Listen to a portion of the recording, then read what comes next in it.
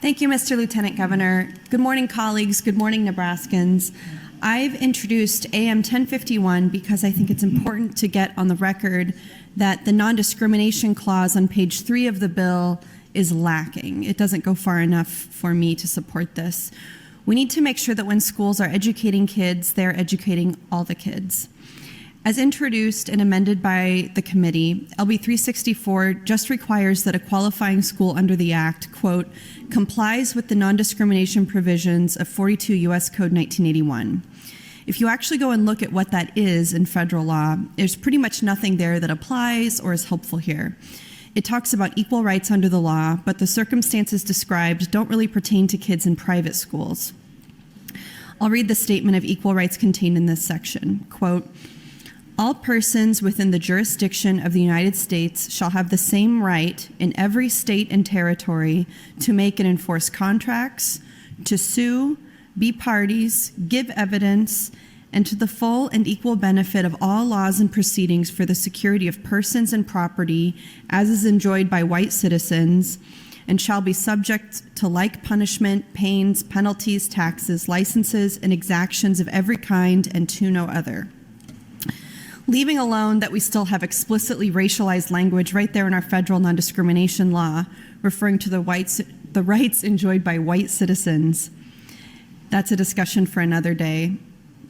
That law talks about protecting citizens' rights to make and enforce contracts and sue and engage in legal proceedings and things like that. It does say the full and equal benefit of all laws, but in my view, using that as the guiding star for standards we're holding these private schools to is inappropriate to the circumstances. I'm not a lawyer, but I am a lawmaker, and I think that if we're even considering giving tax breaks for donations to private denominational schools and diverting funds from our public schools that guarantee every child the right to a free education, then we should be very precise about what standards they are held to and how they should treat and educate our students.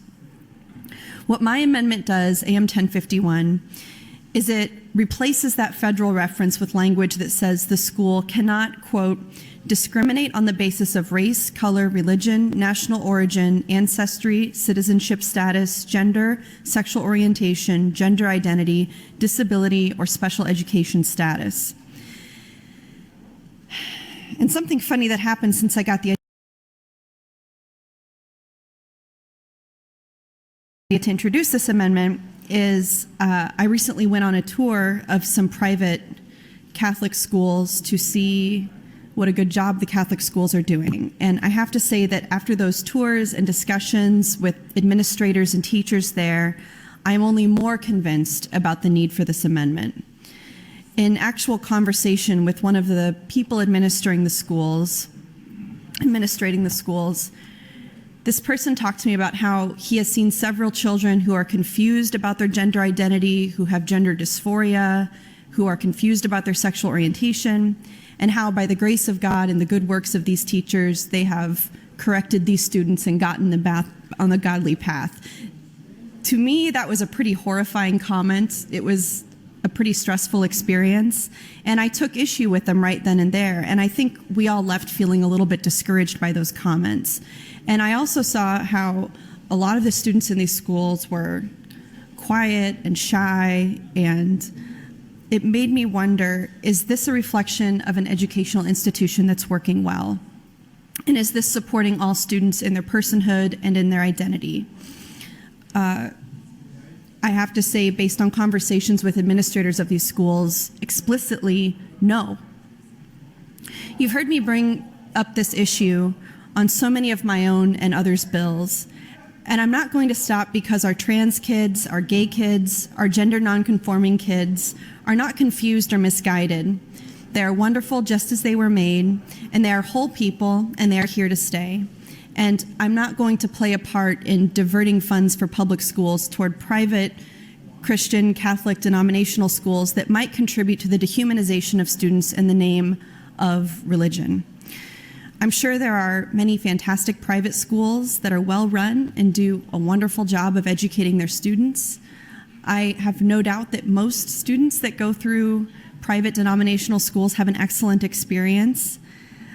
I have no problem with parents choosing to put their children in schools like that, and I never have, and that's fine, and I'm not saying anything or tearing these schools down, but I'm saying that if families choose to send their children to these schools, that's their prerogative. But don't tell me the state should subsidize that, especially when it's just for the benefit of wealthy donors who are looking to get a tax break. It's never been more clear to me, especially after the unfortunate interaction I had in this church school, that we cannot be confident that private schools are going to handle the care and keeping of our kids thoughtfully and respectfully without regard to identity or background. Again, I'm sure most of them do, but I'm not willing to risk considering anything like that without being crystal clear of what we expect from them. One thing that I've spoken about frequently in my career is how there's more to education than what you're taught in school. The name of a school a child goes to doesn't tell us anything about that child's intelligence. It doesn't tell us anything about that child's capacity to learn or what their sense of self-discipline is or their intelligence or their emotional intelligence or their curiosities. And the advantages of the diversity and the diversity of aptitude is evident in our public school system.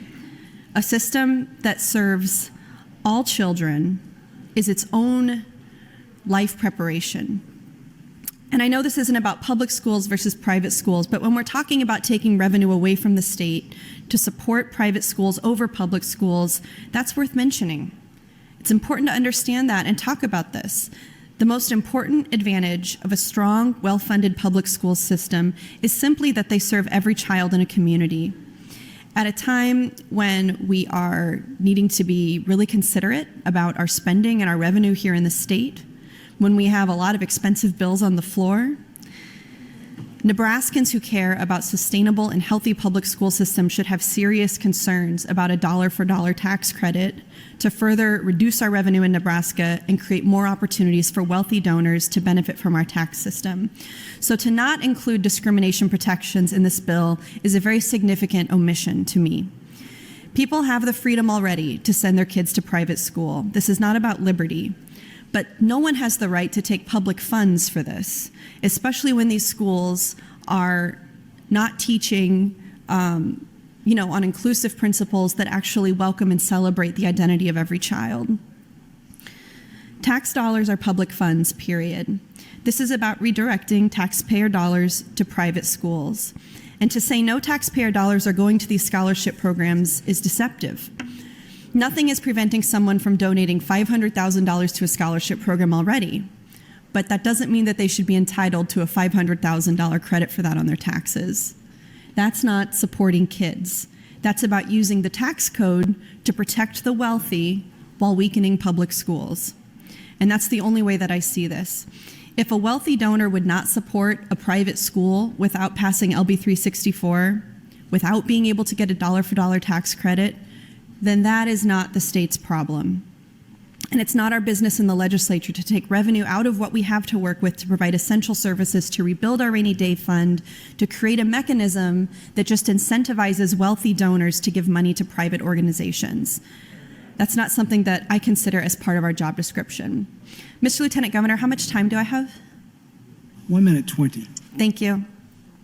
This amounts to a huge loss of revenue for Nebraska that we just cannot afford. A lot of the senators who are proponents of this bill are the same ones who talk the loudest about property tax relief, but this proposal does quite literally the opposite. We know the best way to reduce property tax demands on localities is to shore up state support for public schools, so we cannot chip away at them. Colleagues, if we have LB364, why do we have public schools at all? The answer is because we all benefit from having an educated society, and we believe everyone should have access to a quality education. If these public schools are not performing adequately, the solution is not to cut taxes on the rich, which seems to be the preferred solution to every problem, large and small. There are already tax incentives to give to charity. This is what it is. It couldn't be more straightforward. It's a bill that is a gift to the wealthy under the pretense of helping poor people. Thank you, Mr. Lieutenant Governor.